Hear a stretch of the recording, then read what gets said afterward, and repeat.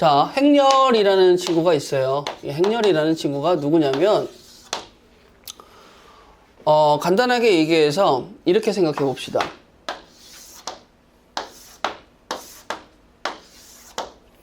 자, A라는 애하고 B라는 애하고 뭐 예를 들어서 사냥터를 갔어요. 뭐 게임이든 현실이든지 간에. 그러면 이제 A라는 친구하고 B라는 친구하고 이제 유해의 생물을 잡는 거야. 그런 거 있잖아요. 하천에서 이제 살고 있는 생태계 교란종들. 그러면 생태계 교란종들을 이제 잡는데 가라는 생태계 교란종이 있고 다라는 생태계 교란종이 있는 거야. 좋은 생각을 하고 이제 잡겠죠. 가는 A가 2마리 잡고 나는 5마리 잡고 다는 뭐 7마리 잡았어. 가는 1마리 잡았는데 나를 10마리 잡고 다는 4마리 잡았어. 그러면 표를 보니까 일목요연하게 보잖아요. 그쵸? 보이기도 하고. 그리고 여러분들이 이 5라는 숫자만 따로 봤을 때 이 5라는 숫자의 의미는 뭐예요? 이렇게 A에서의 가로줄과 나에서의 가로줄이 교집합 부분. 즉 A라는 애가 나를 5마리 잡았습니다 라고 이야기하면 이해가 편해지시겠죠. 근데 이 친구의 표를 걷어내고 숫자만 남았을 때 자, 조금 간격을 이쁘게 유지를 해놓고 이렇게 숫자 6개를 썼어요. 나쁘지 않잖아요. 그치? 그렇게 얘기했을 때 이 숫자들을 직사각형 모양으로 배열했을 때 물론 그 친구들의 각각의 의미는 반드시 있을 거야. 그럼 이 친구를 앞으로 우리가 행렬이라고 부르기 시작을 하는데 문제는 집합에서도 얘기했지만 집합도 인과 아웃을 구분하기 위해서 뭐가 있었죠? 중괄호라는 친구가 있었잖아요. 그러면 행렬이라는 친구도 안과 밖을 구분하기 위해서 소괄호라는 친구로 구분을 하기 시작을 하는 거예요. 그럼 이제 우리 상황이 뭔가 있지. 근데 가로줄과 세로줄에 대한 의미가 여기처럼 있는 건 아니라서 얘는 지금 누군지 모르죠. 그리고 행렬 공부를 할 때 이 친구는 뭐 생각지도 않죠. 근데 태어난 탄생 배경을 보시게 되면 선생님, 생태계 교란종을 잡았더니 구청에 가서 포상금을 받을 수 있대.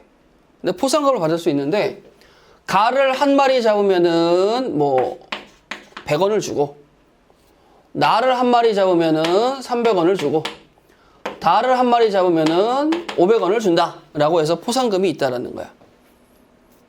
그러면 이제 우리가 다 잡아서 이제 A 같은 경우는 2마리, 5마리, 7마리 들고 가서 구청 가가지고 저 이거 잡아서 포상금 받을래요 라고 이야기하면 그 계산 총합은 어떻게 되겠어요? 가 몇 마리 잡았어요? 2마리 잡았죠. 그러니까 2 곱하기 100이 되시는 거고 나는 5마리 잡았죠. 5 곱하기 300이 되시고 다는 몇 마리 잡았어? 7 곱하기 500원이 되겠지. 자, B라는 친구는 어떻게 되는 거야? 아, 저는 가를 1마리밖에 못 잡았어요. 100원밖에 못 벌었는데 저는 나를 10마리 잡았거든요. 게이드. 근데 다는 몇 마리 잡았어요? 4마리 잡았죠. 그러면 이렇게 총 개를 확인해 보니까 1,500원, 3,500원이면 몇 천 원이야? 5,000원. 5,200원입니다. 라고 얘기할 수 있겠죠. 3,000원, 2,000원, 100원. 와, 내가 조금 더 적게 잡은 것 같았는데 가격은 얼마 차이가 안 나네 라는 거예요. 그러면 이걸 딱 써놓고 봤는데 문제가 뭐 우리가 조금 배운 가락도 있으니까 뭔가 비슷하긴 하잖아. 지금 내가 표를 가지고 뭐 얘도 표로 하자면 이렇게 해서 여기에 가격 유해종 이렇게 써놓고 지금 A가 잡은 포상금의 총합을 구하는데 이런 식으로 갔어. 근데 수학자들은 우리보다 한 걸음 더 나아가서 계산을 할 거 아니야. 그러면 당연히 지금 여기 있는 가로줄 첫 번째 이게 우리가 뭐라고 부른다고 했죠? 1행이라고 부르기로 했잖아요. 그럼 1행은 지금 누구에 대한 입장이에요? A가 잡은 마리들의 입장인 거죠. 세로줄은 뭐라고 부른다고요? 1열, 2열, 3열 이렇게 부르기 시작을 한다고 그랬지. 그럼 이것대로의 의미가 있는데 내가 지금 포상금의 총합을 구하기 위해서 옆에다가 또 다른 행렬을 붙여놓고 곱하기라는 친구를 쓸 텐데 문제는 곱하기라는 친구를 쓸 때 100, 300, 500을 하니까 좀, 야, A가 이렇게 가는데, 이렇게 가기에는 좀 쓰기 불편하시더라, 라고 해서, 물론 처음에 하실 때는 뭐 여러 가지 방법을 한번 연구해 보셨을 거 아니에요. 쓰기에 어떻게 쓰는 게 좋더라? 이렇게 쓰는 게 좋더라, 라고 해서, 여기에 100, 여기에 300, 여기에 500을 딱 써놓고, 이 계산의 과정을 가만히 연구해 보니까, 얘랑 찰떡이야. 그렇잖아. 얘랑 찰떡이야. 그래서 A가 잡은 총 금액, B가 잡은 총 금액이라면 그럼 지금 가로줄이 A였고 세로줄이 B였잖아요. 그럼 나온 결과물도 A가 받은 금액, B가 받은 금액이니까 잠깐만 몇 가지가 나와야 돼? 두 가지가 나와야 되겠지. 그럼 A가 받은 총 금액이 5,200원이었고 B가 받은 총 금액이 5,100원이었어. 그럼 지금 우리는 의미를 생각해 보게 되면 이 의미는 결론적으로 행렬의 곱셈인데 뭐 앞에 거는 교재 보고 대충이라도 당연히 아시겠죠. 뭐 용어라든지 막 덧셈, 뺄셈, 실수배, 영행렬 같은 건 어렵지 않게 할 수 있잖아요. 그죠? 내가 이야기하고 싶은 건 이거야. 여러분들의 행렬에서 어떤 어려운 문제가 나올지 모르겠지만 단순하게 숫자의 배열뿐만 아니고 각각의 행과 열의 의미에 대해 생각을 해보시게 된다면 자 봐봐. 요 친구랑 요 친구랑 요 친구랑 요 친구랑 요 친구랑 요 친구랑 만나서 나온 이 결과물. 자 그러면 이 친구는 가로줄 1행, 2행, 세로줄 1행, 1열, 2열, 3열이니까 얘는 앞으로 표현할 때 2x3 행렬이라고 표현한다고 약속했죠. 얘는 가로줄이 3개, 세로줄 1개니까 3 곱하기 1 행렬이라고 약속을 했고 행렬의 곱셈은 일단은 뭐부터 봐야 된다고요? 요 두 친구가 같아야지만 곱셈이 가능합니다. 라고 해서 같은 걸 확인하면 요 친구가 결과물로 나와서 2 곱하기 1 행렬입니다. 라고 이야기하면 우리는 어차피 결론만 뽑아 먹으면 되는 거니까 행렬의 곱셈에 대해선 나쁘지 않은 결과물을 얻을 수 있겠죠. 그러면 여기서 첫 번째 질문.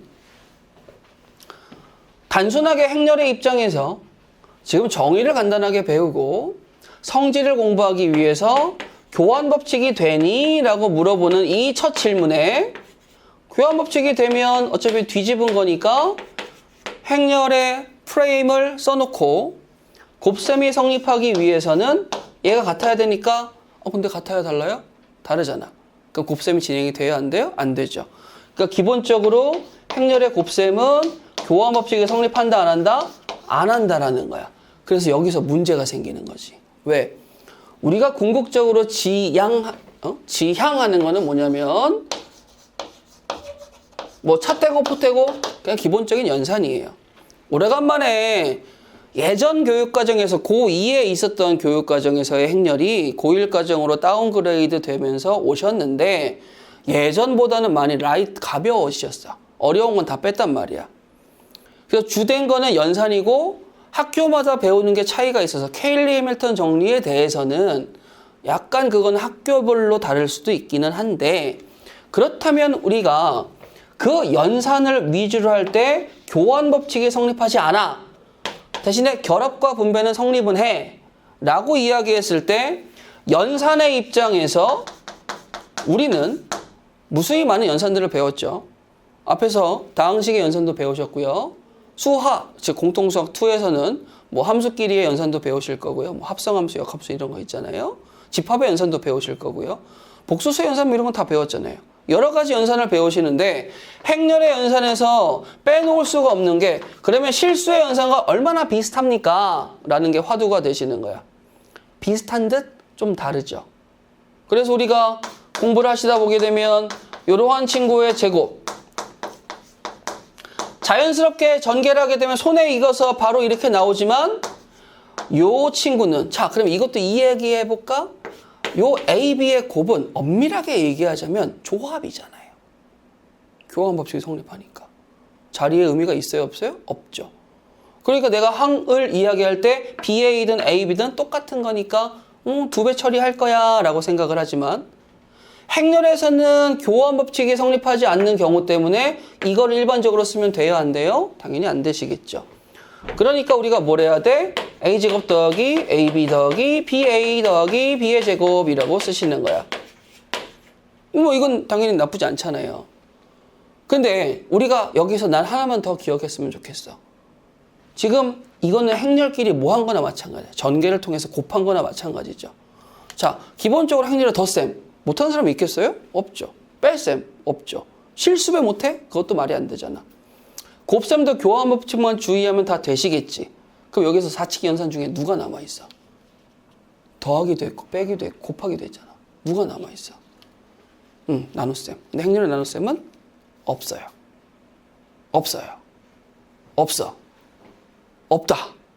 그런데 문제가 뭐냐면 여기서 오해가 발생하거든? 자, 얘들아. 봐봐. 아마 자이스토리 문제집을 풀다 보면 여러 가지 유형인데 그게 다 모의고사 문제들이라서 주된 내용이 아무리 걸러내도 고2와 고3 내용일 거예요. 자, 근데 거기서 이야기하는 건 뭘 이야기하고 싶냐면 이런 걸 이야기하고 싶은 거야. 자, 그리고 문제집에는 잘 안 나와 있는 것들을 설명을 드릴 테니까 들어보셔야 됩니다. 자, 첫 번째, 우리 용어 중에서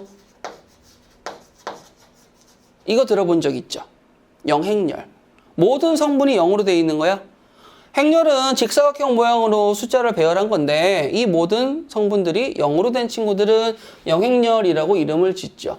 뭐 여기서부터 시작해서 뭐 이렇게 써도 되는 거고, 우리가 대표적으로 많이 쓰는 행렬의 모양은 2차 정사각 행렬의 0이야. 뭐 숫자 0이라고 보셔도 큰 문제는 없습니다. 그러면 이제 여기에서 화두가 뭐냐면 야, 이렇게 쓰는 거죠. 우리가 그래도 선행을 공부하고 관심 있어서 찾아보시게 되면 아까도 수업할 때 선생님이 분명히 뭐 했어? 명제 갖다 썼잖아. 음의 제곱근 이야기할 때도. 그럼 A 곱하기 B는 0이라는 친구에 대해서 이야기를 하는데 엄밀하게 보면 이쪽 라인만 보면 되죠. A, B는 0이다 라는 거 갖고 왔어. 그러면은 A, B가 0이 되려면 뭐 해줘야 돼? A는 0 또는 B는 0입니다 라고 이야기해 주면 되잖아요. 둘 다 0이어도 되고요. 둘 중에 하나만 0이어도 됩니다. 이 이야기를 하는 거죠. 그럼 이걸 주면 이것만 보면 되지 굳이 이쪽으로 와야 하나요? 이쪽으로 올 필요가 없어요. 이쪽으로 오는 건 아니야. 아니야. 근데 문제는 이게 실수라면 이게 맞지만 행렬이라면 문제가 생겨. 무슨 문제가 생기냐면, 자, 얘들아 봐봐. 우리가 뭐 이거는 그냥 뭐 정상적인 건 아닌데 그냥 편안하게 느껴주세요. 자, 제가 A, B라고 쓰게 되면 얘는 뭐가 됐든 전개가 됐다고 생각을 하세요. 전개가 돼서 쭉 되어 있다고 생각을 하세요. 근데 내가 이거를 이렇게 쓰면 얘는 뭐가 됐다고 생각하면 좋아? 얘는 인수분해가 됐다고 생각하면 좋아요. 그러면 전개가 되어 있는 친구는 곱의 결과물이잖아요. 인수분해는 뭐의 결과물이야? 이거 나눗셈의 결과물이야. 나머지 정리 생각해 봐봐. 그렇잖아요. 그러면 얘가 0이라면 우리는 인수분해한 이 친구가 0일 때 또는 이 친구가 0일 때라고 흰색을 썼잖아. 근데 행렬은 무시무시한 친구가 있어. 영행렬이 아닌데도 불구하고 곱했더니 영행렬이 나오는 친구가 존재한다라는 거지. 그래서요? 아니, 그래서요가 아니고 문제가 뭐냐면 행렬의 나눗셈을 생각하면 안 돼. 특히 행렬에서 인수분해를 생각하면 안 돼. 아시겠어요? 행렬에서 인수분해를 생각하면 안 돼. 조금 이따 다시 얘기해 줄 건데, 왜냐하면 반례가 존재할 수 있기 때문에 그래. 행렬의 입장에서 인수분해를 통해서 네가 0이고 내가 0이다 끝 해버려. 아닌데 또 있는데 이제 이렇게 돼버리는 거지. 0이 아닌데 곱해서 0이 나오게 만드는 친구들이 존재할 수 있으니까. 그러면 답이 뭐가 있어? 또 있겠지. 무언가가 있겠지. 상황마다 다르긴 하겠지만. 그러면 곱하기 이건 지금 곱하기 이야기하는 게 아니구나. 인수분해 느낌으로 나눌 때의 느낌이구나. 그러면 얘들아 이걸 봐봐봐. 만약에 a제곱 마이너스 2a 더하기 2는 영행렬이라고 있어요. 자, 단위 행렬 등장하셨죠. 단위 행렬 모르는 사람은 없잖아요. 배웠으니까. 2차 정사각 행렬 모양에서 이쪽 대각선의 모양이 1인 친구들을 뭐라고 부르는 거야? 단위 행렬이라고 부르는 거죠. 근데 얘는 누구처럼 느끼라고? 아까 영행렬은 숫자 0처럼 느끼라고 그랬지. 단위 행렬 2는 누구처럼 느껴요? 얘는 곱하기 1처럼 느끼시면 돼요. 곱하기 1. 조금 오버하자면 함수에서는 항등함수 같은 친구.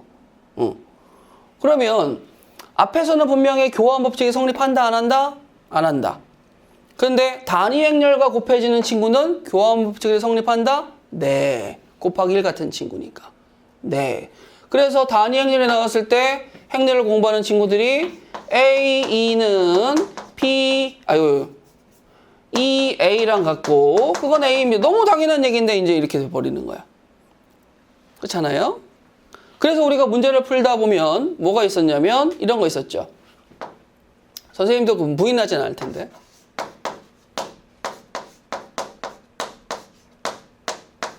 이렇게 있어. 저번 시간에 민수는 이게 들었나? 뭐 아무튼 시간에. 자, 이렇게 쓰면은 A제곱 빼기 A 더하기 1. 되게 비슷한 친구 하나 있잖아, 느낌상. 우리가 배웠던 친구 중에 이런 친구들 있었던 거 기억하시잖아요. 그럼 이 보라색이 내 눈에 딱 박히면 나 뭐부터 생각해야 돼? 곱할래. 누구 곱할 거야? 그럼 이걸 곱하게 되면 x의 세제곱은 누구야? 마이너스 1 나왔지. 그러면 행렬에서도 지금 이게 구조가 똑같잖아요. 그럼 나 뭐 할래? 곱할래. 그럼 곱하면 누굴 곱해? 이걸 곱하겠지. 교환 법칙이 되잖아. 전개를 마음껏 해도 된다는 거야. 곱셈 공식이든 뭐든 다 사용해서. 나 지금 뭐라고 그랬어? 전개라고 그랬지. 전개는 곱함의 결과물이잖아. 그럼 얘도 뭐가 되겠어? A 세제곱 마이너스 2 단위 행렬. 그럼 이제 이 친구를 가지고 여러 가지 문제풀이에 적용하는 유형들이 자이스토리에 있는 거야. 근데 자 봐봐. 얘를 봤어. 봤지? 봤잖아. 그럼 이거 보게 되면 너무 완전제곱식 같잖아요. 그러면 자연스럽게 너무 완전제곱식 같으니까 이거 해도 위화감이 전혀 없잖아. 그럼 이걸 해도 위화감이 전혀 없으니까 우리는 당연히 이걸 보고 뭐라고 생각하겠어? 선생님, A는 2입니다. 라고 이야기를 하는 거야. 그치? 그리고 이렇게 생각하는 거지. 똑같은 친구 두 개를 곱했는데 지가 0이 아니고서 100이겠어? 생각을 하는 거야. 나쁘지 않은 생각이잖아. 아니, 나와봐야 똑같은 거 두 번 곱했는데 0이 나오는 친구 나와봐! 그랬더니 나온다는 거지. 0100 이런 행렬이 있어요. 0100 두 번 곱할 거야. 간다. 0이죠. 0이죠. 0이죠. 그러면 A는 2일 수도 있죠. 근데 뭐도 있어요. 아닐 수도 있잖아요. 단위 행렬이 아니게. A 빼기 2가 저거라고 만약에 가정을 해서 이야기를 하게 된다면 그렇잖아. 1001을 더하니까 A는 모두 될 수 있는 거야. 1, 1, 0, 1도 될 수 있는 거지. 그러니까 행렬에서는 나눗셈을 하게 되면 우리가 생각한 근 이외의 근도 등장할 수 있으니까 이 친구는 섣불리 접근하면 되겠어요? 안 되겠어요? 안 되시는 거예요. 알겠지? 그래서 행렬의 나눗셈은 없다라고 생각을 하고 공부하시는 게 편해요. 행렬의 곱셈 같은 경우에 일반적으로는 교환 법칙 불가능.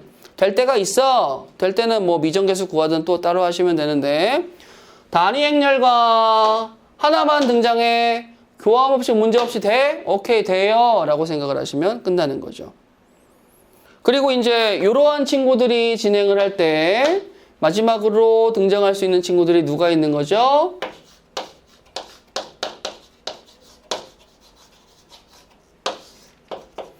케일리 해밀턴의 정리죠.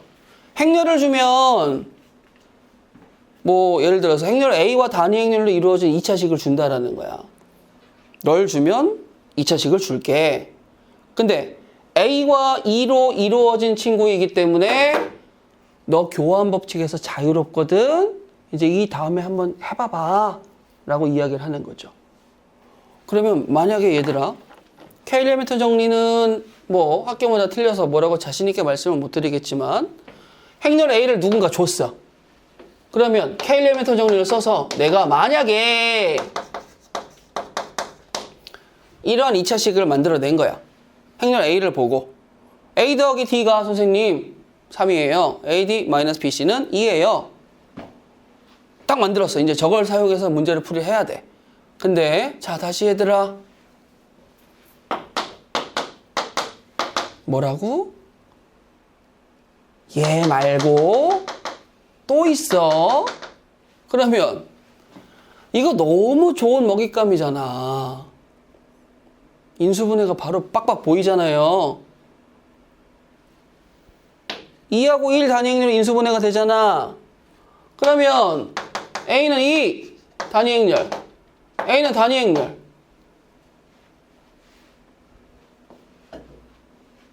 맞아? 맞잖아.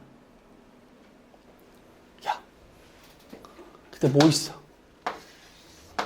또 다른 거 누구 하나 있겠죠. 영행렬이 아닌데 곱해서 영행렬이 되게 만드는 친구 누군가 하나 더 있겠죠. 그러니까 우리는 인수분해가 보여도 인수분해를 자신 있게 들어가면 돼요? 안 돼요? 안 된다라는 거지. 그 다음에 나 궁금한 게 생겼는데 행렬 A가 누군지 모르지만 A 더하기 D에 마이너스 취한 게 누구야? 마이너스 3인 거죠. A 더하기 D가 3이라는 거지. 근데 여기는 누굴 봐도 지금 3이 나와요? 안 나오잖아.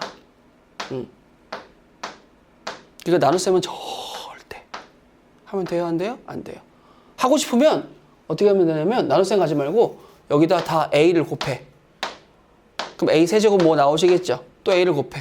A 4제곱 뭐 나오시겠죠? 규칙성으로 진행을 해줘. 아시겠어요? 자이 같은 문제들은 규칙성 진행을 하시는 게 더 도움이 될 겁니다. 아, 그리고 마지막으로 한 가지 더.